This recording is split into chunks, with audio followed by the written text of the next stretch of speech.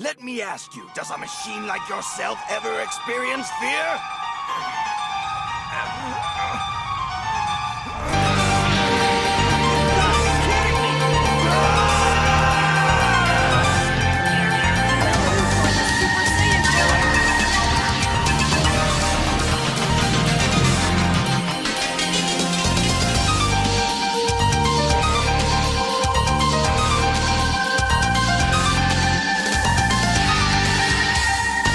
What's up, y'all? It's everybody's favorite Unk, and today we got some royal blood. You scared yet?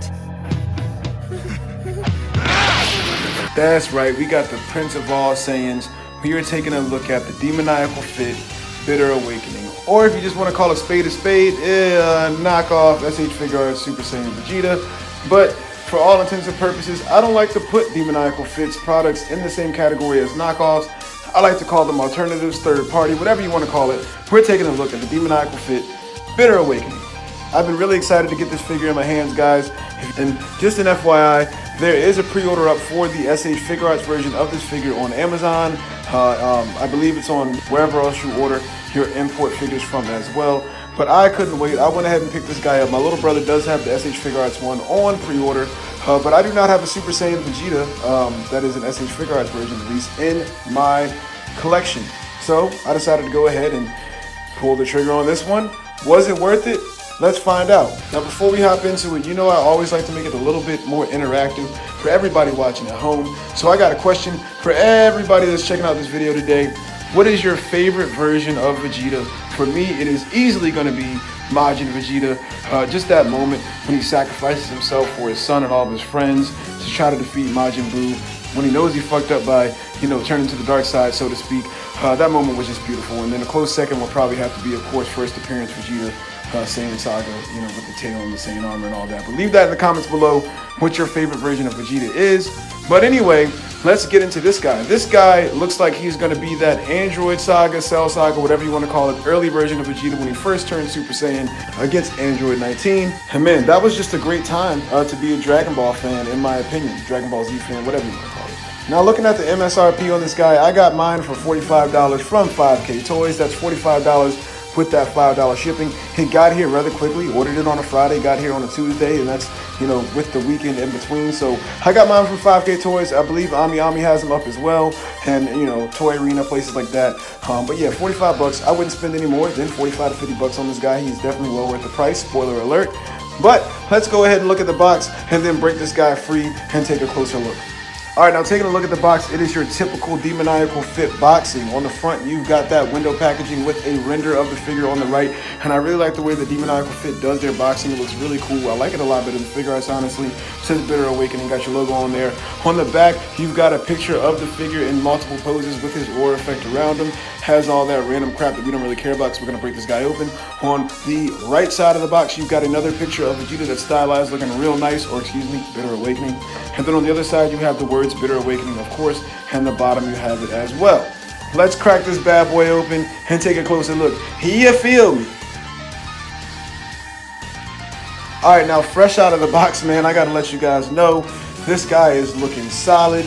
I am loving the tampography on the faces, just like Tamashii and SH Figure Arts. Demoniacal Fit, from what I know at least, they do a pretty good job. The only other Demoniacal Fit figure I have is that Tenacious Martialist or the Ultra Instinct Goku. But yeah, this one and that one both have great tampography on the face. The shading in his hair is great. It looks awesome. There is like some slight QC on the back of the hair on mine. I do have a little chip. One thing I also noticed right off the bat is there's tons of paint on the figure, man. The armor's all painted, his arms are all painted, and the chest as well. The blue on his chest is painted as well. It's not molded plastic. You can actually feel the paint on there, and it's really cool. There's actually shading in his ear, and I actually looked at my other Vegeta figures to kind of compare to see if there's shading on any of the Figure Arts ones, and there isn't. There's shading in the ears on this one. Real close attention to detail. I really like it. One thing that I wish they would have done with all the great clean paint work, because it's very clean. Everything's very clean. There's not too many hiccups, with the paint apps. I just wish they would have gave us some dry brushing, give us a little bit of dry brushing on that armor, maybe some browns, a little bit of gray in that armor to give it, more of a dynamic look. And as well as on his legs as well and his arms, I wish there was a little bit of shading, some darker blues. That just seems to be one thing we don't get a lot, with a lot of these toy companies today is shading. And I think that Demoniacal Fit really has a chance to, hit a home run on a lot of their releases if they just add things that Tamashii Nations isn't willing to add, it seems. But not too bad of a job on the paint job. Looking more at the face, I do like the slanty eye. I do like the slanty eye style, like the animation style on this Vegeta. It looks really, really good. The sculpt is great. I mean, overall, man, this thing looks awesome. But like I said, maybe just a little bit of dry brushing and a little bit of shading, and it would take it a long way. But this guy looks really, really cool. All right, now getting into the accessories, and man, do you get a smorgasbord. You like that $500 word? You get a smorgasbord of accessories with this guy. You get 3 additional faces. You get his yelling face. You get his smirking face. You get the yelling face looking down. And of course, you get the base face that comes with him. You get crossed arms. The crossed arms are not painted the best, and I will say, since we're talking about the crossed arms right now, they are not the easiest to put on. But with a little bit of effort, they do go on. I do have a knockoff Arlia Vegeta, and compared to getting the arms on that one, it's night and day. But yeah, they're not the easiest thing to get on. But it's rare that we get crossed arms that are easy to get on. But you fidget with it with a little bit, you'll get used to it. You get the 4 sets of hands. You get a grabbing hand, you get chopping hands, you get blast hands, you get the martial arts hands, and then you also get 3 additional right hands. You get the peace sign, you get the thumbs up, and you get the final flash hand that has the peg in it for its final flash effect piece. Speaking of that, you do get a final flash effect piece that's done really, really well. I really like the way this looks. I love the electricity around it. Man, this thing is so cool. You're gonna have so much fun using this piece for action figure photography or just posing them around. The aura effect looks awesome. It has that nice little bit of shading on it. Honestly, their aura effects look just like the Tamashii Nations one. And when you factor in the price point of this figure at around $50 after tax, one of those aura effects from Tamashii Nations costs $25. So has literally half the cost of this figure for that. So in my opinion, other than the paint apps on the crossed arms, because they're kind of off and don't really look the best, man, this is a great spread of accessories. You can't get better than this for the $45 to $50 price point. You really can't. Now, speaking of that price point and how many accessories you get for the price point, before we get into articulation, that does beg the question. I do think that with some of the paint apps and stuff on here, it feels like the paint is a little bit cheaper. And of course, the plastic feels a little bit cheaper as well. So I don't know how well a lot of these things on this figure are going to age with it being, let's call it what it is, a third-party figure, a knockoff. You can feel the paint on it, which as a painter and an artist myself, I like the way that the paint feels, but that doesn't seem too good for if it falls over and it chips. Like I said, the paint apps on the crossed arms are not that great. You got small little QC issues here and there. Mine didn't have a lot of QC issues. Mine was actually pretty solid, but I'm sure there's going to be a lot of people that have QC issues from holding this figure by hand and feeling a few things. But let's get into articulation so I can kind of elaborate on that a little bit more.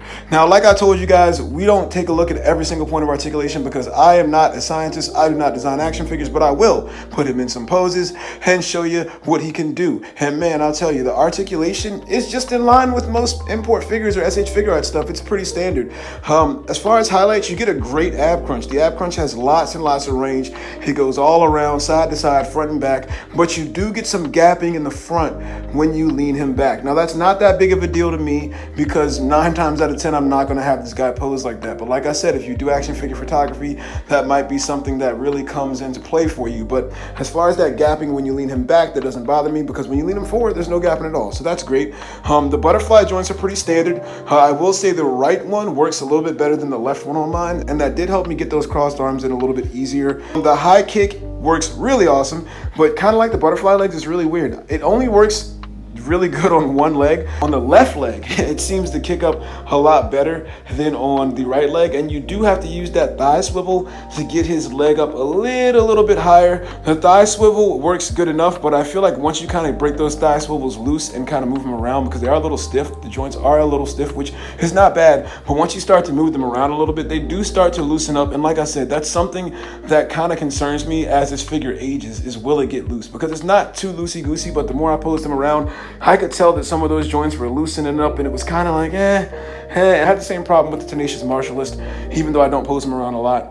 He does seem a little loose in certain areas. The ankles do have very limited range, which is disappointing. For some reason, it seems like on these Vegeta figures, whether it's SH Figure Arts or it's Demoniacal Fit, I haven't tried any Kong Studio, so I don't know. When it comes to that Saiyan Armor boot on Vegeta, for some reason, they just can't get an ankle pivot or ankle rocker that works well at all. And this one is no different. That's really disappointing. You can't really do the full splits, but it's good enough. You can get them high enough, and that doesn't hinder posing at all, because as you can see here, he's getting into some awesome dynamic poses. Like I said, the legs are a little loosey-goosey after you pose them around, but not too much. The crossed arms are a little hard to snap on, hard to fit. But other than that, man, he's in line with your typical Figure Arts articulation. And I'll tell you right now, the articulation on this guy is tenfold better than the Dragon Ball Superhero, the CGI Vegeta. I do not have the Super Saiyan 4 Vegeta that came out, so the second newest Vegeta release that we got from Figure Arts, in my opinion, in the articulation department, this one is superior. So speaking of the Dragon Ball Superhero Vegeta, let's take a look at some comparisons. And right off the bat, the first comparison I'm going to do is to all my Vegeta figures. The only other Figure Arts figure I have of Vegeta is going to be that Superhero one. You got him here. You got that knockoff Alia Vegeta. I don't even know what knockoff company makes that, but I got it from AliExpress. So don't make fun of me, because that real figure is about $300, $400 right now, and I ain't spending that shit. And then I have a custom Dragon Stars Majin Vegeta that I made. And obviously the Majin Vegeta is going to scale a lot bigger. I do think that this Vegeta scales just fine, because he is supposed to be shorter than that Superhero Vegeta, and I've heard a lot of people say that Super Saiyan 4 Vegeta is a little bit shorter, and I think that Vegeta should be this height, so this one scales perfectly in my opinion. Now we have him against Nappa, Goku, the Tenacious Martial Artist from Demoniacal Fit, and the full power Super Saiyan Broly from SH Figure Arts. Broly is just hulking so big, he's barely in the frame there. But yeah, man, again, I think he scales perfectly, especially to this Tenacious Martialist and to Nappa and Broly. He scales perfectly to those guys. And just to show you how he's going to look against some other Figure Arts figures, we got him here against Fushiguro from Jujutsu Kaisen. The new season of that's coming out soon. I'm pretty excited about that. Sasuke, he who bears all hatred, one of the greatest Uchihas of all time, probably the greatest Uchiha, and against Krillin. And now here he is against some other toy lines, just to see how he looks in some fantasy matchups. You've got him here with the Black Symbiote Spider-Man. You've got him with Cody Rhodes, who should have won that damn Undisputed title the other night. I don't know what WWE is thinking. And you got him against the starting lineup, LeBron. Imagine that fight, LeBron versus Vegeta. I am here for it. So yeah, man, final thoughts. Man, honestly, for the price point, this is an awesome figure. And here on this channel, I like to rate everything by value. And for your money, you are going to get an awesome spread of accessories, great paint apps, awesome articulation, and just an overall fun figure. There's no way that you can pass on this figure if you don't have a Super Saiyan Armored Vegeta in your collection. I didn't, and this one's out, and I don't have to wait on a pre-order for that one from Bandai. So man, this was a no-brainer for me. And if you're in the same boat as me, definitely cop this, man. Like I said, you get the power aura with it, and the Tamashii Nation's power auras themselves are $25. If you order one online, you're gonna pay shipping, it's gonna be $30. This figure itself is $45 before tax. So you're basically paying $15 for Vegeta, a blast effect, the sets of hands, the crossed arms, and the faceplates. You can't beat that, in my opinion. The only issues that I have with this figure are some of the articulation issues. The ankles just really piss me off. They can never seem to get those right on Vegeta. Some of the joints, feel like they're going to get loose over time. I forgot to mention that the head is a little bit limited as well. But other than that, man, the paint apps are awesome on this thing. I wish there was a little bit of dry brushing. But, you can't really ask for much more in a Vegeta release, in my opinion. He's accurate to the source material, especially because when he did go Super Saiyan for the first time, he did have just the straight up white boots and not the yellow on the front of the toe parts of the boots. So I appreciate that. I like that Demoniacal Fit saw the chinks in the armor of the Vegeta that Tamashii Nations is putting out and said, you know what, we're gonna try to one up those little things, like making the boots all white, like, you know, making the hair not that shiny metallic paint, and also giving them an aura effect and a blast part. So yeah, man, in my opinion, if I had to give this Vegeta a number grade, I'm gonna go ahead and give the Demoniacal Fit Bitter Awakening a 7.5 out of 10. There are just a few QC things that make this guy not worthy of an 8 or higher, but for the price point, I mean, man, you can't beat it. But what do you guys think of this figure if you have it? If you don't have it, are you planning on picking it up? Make sure to leave all of your comments about this figure below and let me know what you guys want to see here on the channel. I appreciate everybody watching. We're growing more and more every day. But do like I always tell you to do, like and subscribe. Make sure you throw on that notification bell so you never miss a video. And until next time, peace.